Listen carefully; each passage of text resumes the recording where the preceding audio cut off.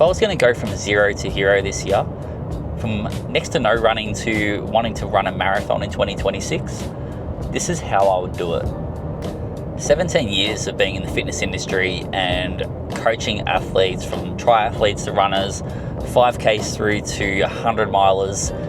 It's taught me these 5 key things that are so important if you want to achieve your goals in 2026. Number 1, people just go out too hard too soon. Especially New Year's resolutions time, people go from basically 0 to absolute hero in the first week, trying to transform their whole life, trying to transform their eating habits, their sleeping habits, and their exercise regime, and they just don't have the patience. Be patient, be structured, have a system in place. So when you're talking about running, you need to make sure that what you're doing this week, you're able to do next week and the week after and the week after that. But then also you need to allow space for you to build, allow you to build your long runs across months, not days, allow you to develop the different types of fitness that are required, that speed development, the strength development, the aerobic development, the conditioning, the run form. There's so many different elements here that need to be considered. So if you don't have a structure in place or a system in place and you're just trying to go all out from the start, chances are you're probably going to fall apart pretty quickly. If I've got 5 months or 4 months to my next marathon, to the goal marathon, goal of the year, I would make sure that whole structure all the way through is purposeful, is broken into different phases: your aerobic phase, your general prep phase, your specific preparation phase, your race specific preparation phase, and of course your taper. If I go out this week having hardly run at all, deciding that I'm going to start running 5 times a week, and they're all going to be basically the same runs, up and down the old Esplanade, 5Ks every day, moderately hard, and then maybe a 10K on the weekend. That's not structure. That's not a system. That's not an effective way of training. And unfortunately, it's just not going to be beneficial or the best way to train. Get yourself a coach, get yourself a training plan, and have an actual system in place specific to your goals, your needs, your level, your life, everything. It just all needs to work in balance. And as I said, it needs to be purposeful. Break it into phases, allow yourself space to build, and don't go from 0 to hero. Number 2, people absolutely hate warm-ups and cool-downs. It is one of the most important things that you need to do if you want to be consistent. If you want to build aerobic fitness, if you want to be consistently training, not every day, but every week, every month, year after year, warm-ups and cool-downs are your best friend. They're going to help prevent injury. They're going to help you improve your performance in your main set. And especially the cooldowns are going to help with recovery between sessions as well. People who skip or decide that warm-ups and cooldowns are a waste of time, or they don't have time because they've got a limited amount of time and they don't want to waste that time on warm-ups and cooldowns. They just want to get their main set in. You guys are only damaging your body. You're only damaging your system, and unfortunately it's going to come back and bite you in the butt a little bit later on. Do your warm-ups and cool-downs, 10 to 15 minutes warm-up, 10 to 15 minutes cool-down every single session, religiously, no ifs or buts.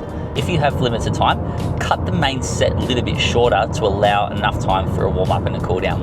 I can guarantee you this is going to significantly help your fitness, but also your ability to be consistent over a long period of time. Number 3, people just do the same runs over and over again, week after week, expecting to get fitter and faster and healthier.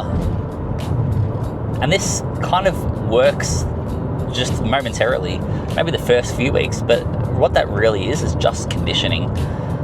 They're teaching their body to get going, their body's starting to adapt, but eventually at some point, the fitness starts to plateau and they don't actually get any faster or fitter.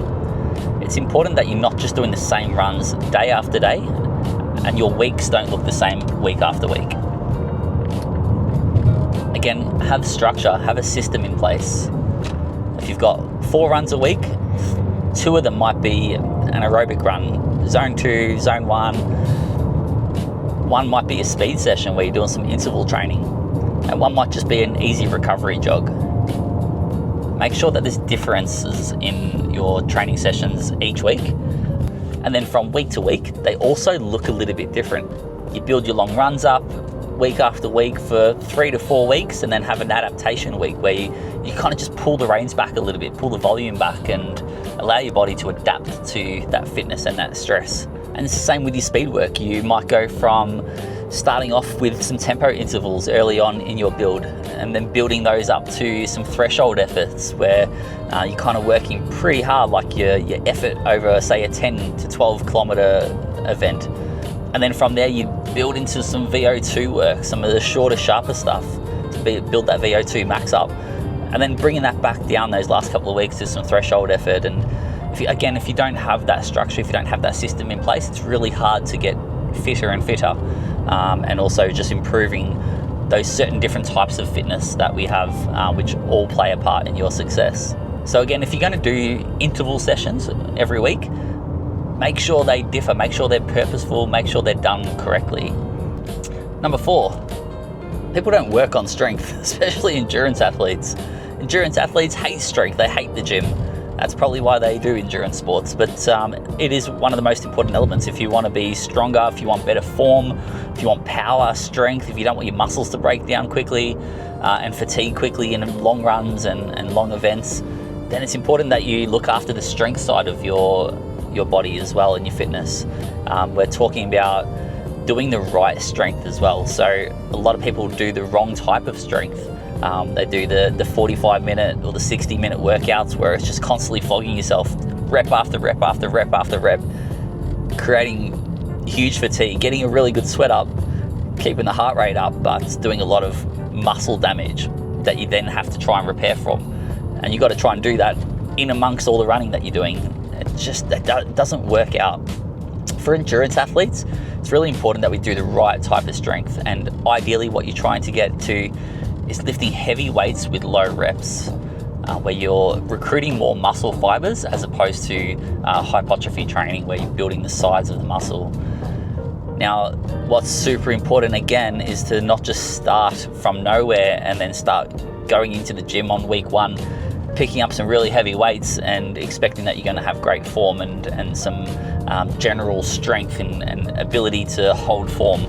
Again, this is going to be an issue, and you need to make sure that maybe if you're not really familiar with a lot of their strength exercises, then maybe it's a good idea to jump in with a PT for a week or a month, or and just learn the technique, learn the form, build some general conditioning first before you then start ramping up the weights and lifting the heavy stuff.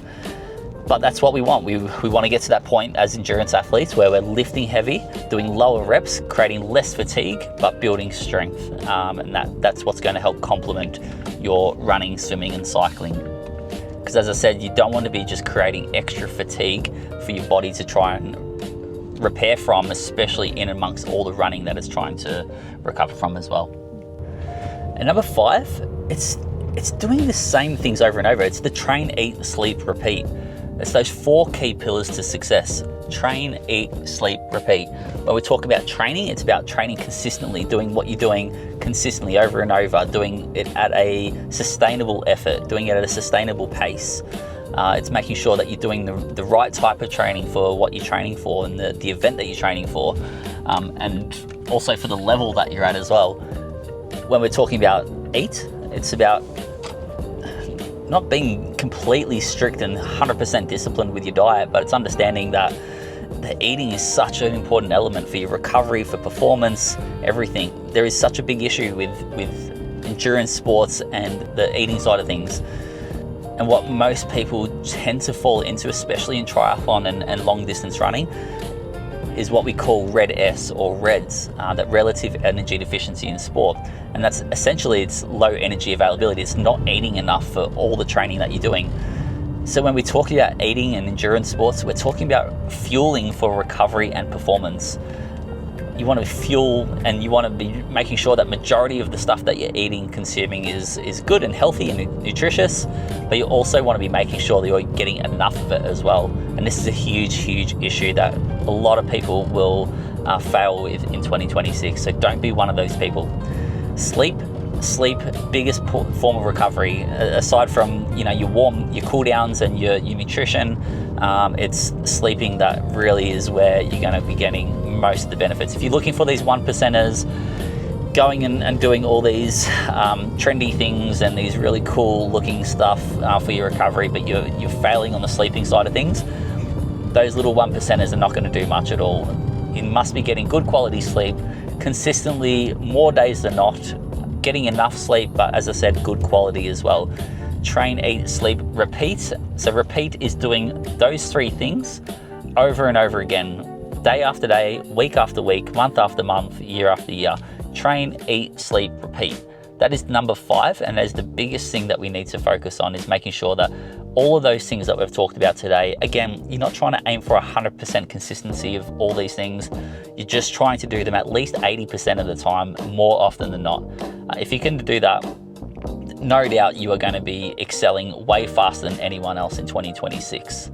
Good luck, rock on. If you need help, just reach out.